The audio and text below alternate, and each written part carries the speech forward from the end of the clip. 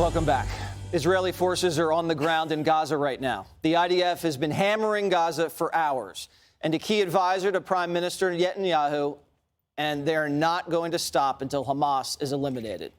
Hamas is feeling now Israel's might. They will continue to be on the receiving end of our military blows until we have dismantled their military machine and dissolved their political structure in Gaza. When this is over, Gaza will be very different. Thank you. Mike Tobin is in southern Israel with an update. Mike. Well, Jesse, the sky here continues to rumble and pop as airstrikes go into the Gaza Strip, and the artillery is firing in support of the troops that are on the ground in the Gaza Strip. Now, for the past 3 nights, we have seen Israeli incursions into the land of the Gaza Strip, land around the Gaza Strip, but they come out. What we are seeing tonight, at least as described by Rear Admiral Daniel Hagari, is an expansion of the ground incursions we have seen to this point.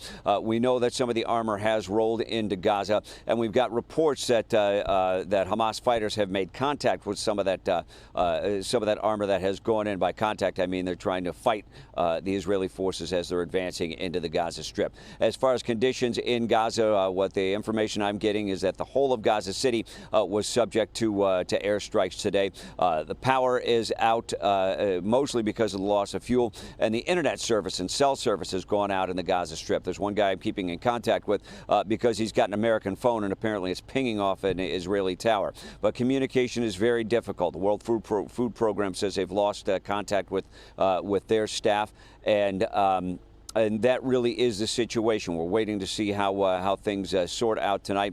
But again, if people who are watching, all of us were watching, anticipating a full-throated invasion of the Gaza Strip, and what we're hearing from the IDF is this is not that. But as we've heard from the assistant to advisor to the prime minister, that this is the start of Hamas getting payback for what they did on October 7th.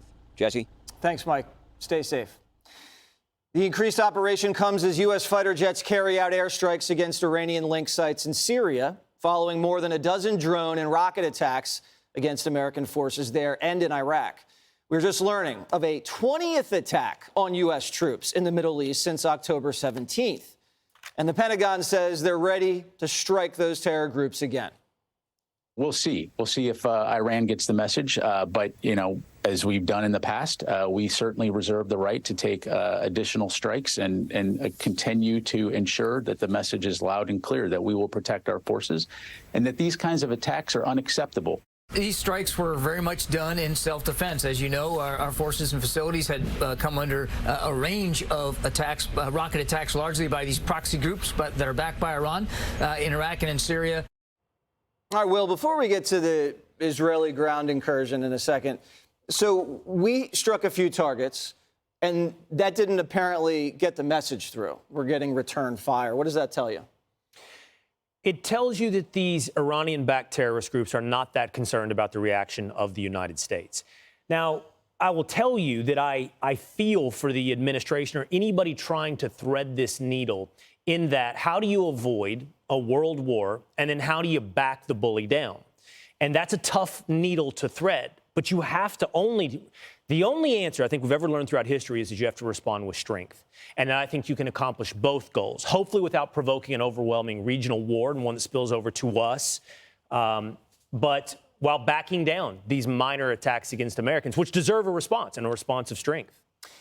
And this new incursion into northern Gaza, to me, it looks like a shaping operation. You know, you go in, you probe, you see what the Hamas reaction is, what the tactics are, what the intelligence tells you, and then that kind of leads you to the next step into a formal ground invasion. How do you interpret what's going on? Well, we were talking about this a little bit earlier. Trey Yanks laid out for us the Israeli army's main goals here as they prepare for this ground invasion. The top 2 goals of which were, 1, destroy Hamas, 2, recover hostages. And I was just in the process of saying, I think those 2 goals are very hard to accomplish together. David Bellavia earned the Medal of Honor on my show, the Will Cain podcast, was describing urban warfare, infantry. He earned the Medal of Honor for Fallujah. And he talks about studying Berlin and studying Graz. And he said, the bottom line is when you send the infantry in, It's no longer a scalpel operation. Now, there may be special forces out there that are capable of bringing back hostages, but once you send in the infantry, once you roll in, it's about taking out the enemy. It's a brute, lethal force. Anything else in there is a secondary goal. And it's going to be a methodical operation that could take months, we're hearing. Sandra. General Kellogg made that prediction on our air earlier when I asked him to predict just that. The Rear Admiral Daniel Hagari, we all saw him on camera earlier. He was talking, the Army spokesman. He said that these aerial attacks have been targeting Hamas tunnels and other targets. And in addition to the attacks we carried out in recent days, he said, ground forces are expanding their activity right now. The IDF is acting with great force, he detailed, to achieve the objectives of this war. I think we have to start to ask ourselves what the end game is and what victory is and what that will look like. Israel said its plan is to crush Hamas's rule in Gaza and its ability to threaten Israel. We know that is clear. But how Hamas's defeat will be measured and the invasion's endgame, I think, Jesse, you can make the case remains unclear at this hour. So as those days, hours, days, and weeks go on, that is going to be a bigger and bigger question.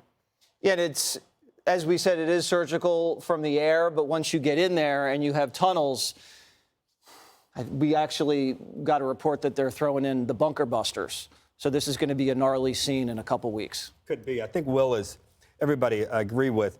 I think Will's point about trying to balance and understand how do you thread the needle here when you have to do two things. First, you have to destroy Hamas's capabilities. I think, Sandra, your point about how does that look? What is the definition of that?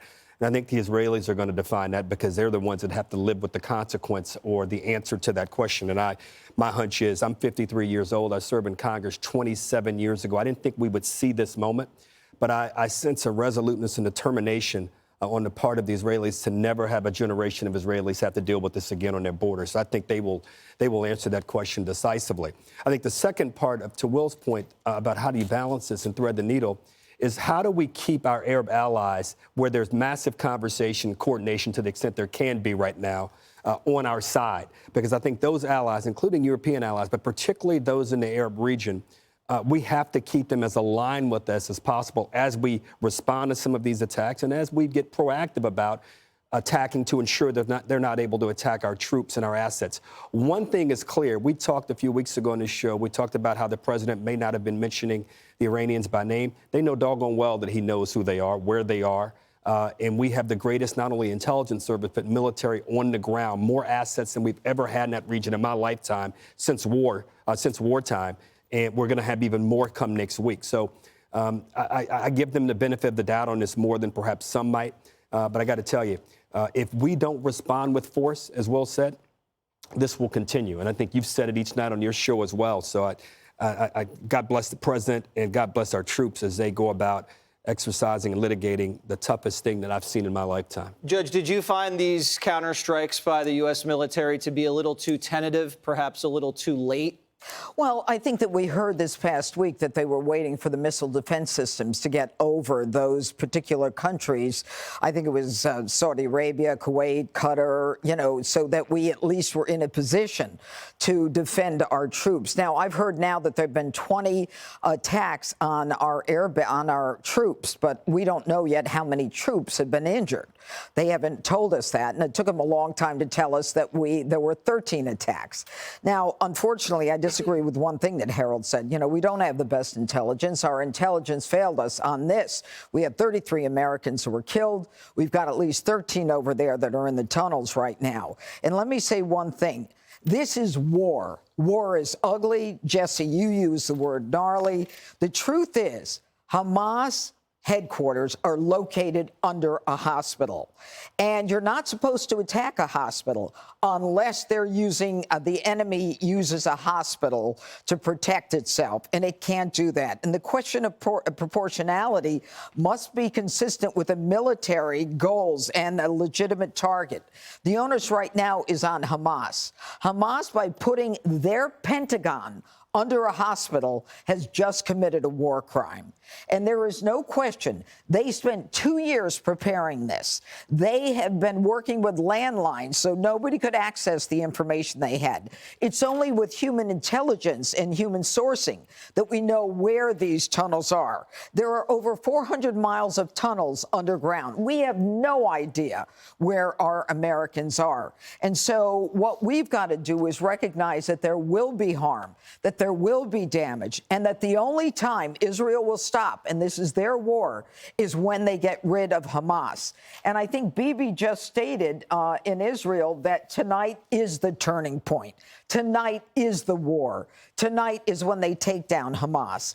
And unless we join them in making sure that this happens in a way where this kind of thing never happens again, then, you know, we're going to be subjected to these kinds of attacks as well. Let me just respond 1 second. When I said, Judge, when I said about our intelligence, all they have to do is be right one time, and they were right one time. There were things that were ignored. At least some of the press reports we're seeing, there were things that we and the Israelis ignored or didn't take as serious as we should have over the last several weeks. I think that our intelligence is the best in the world. Yeah, but we didn't catch this. Of course we didn't. Otherwise, we wouldn't be having this conversation. Right. My only point is they have to only be right once, and they were right once. Well, They were right this time. Yeah. We are now, but Judge, I'm an American, and I believe when our forces and our intelligence says that they are on the ground and are focused on this the way that we believe they are, whether we agree with their politics or not. I know you agree with. I just don't. I just. Well, what are you saying? I'm agreeing too that when we've got American forces on the ground, it's the best. What are you saying? What are you differing with? They missed you this. differed with me. MI6 missed it. The Mossad missed it. Shin Bet missed it. Everybody missed this. They had signs and they ignored those signs, and they won't. I don't believe they'll ignore these signs. We're going to agree that we agree. One more thing's up next. Hey, Sean Hannity here. Hey, click here to subscribe to Fox News YouTube page and catch our hottest interviews and most compelling analysis. You will not get it anywhere else.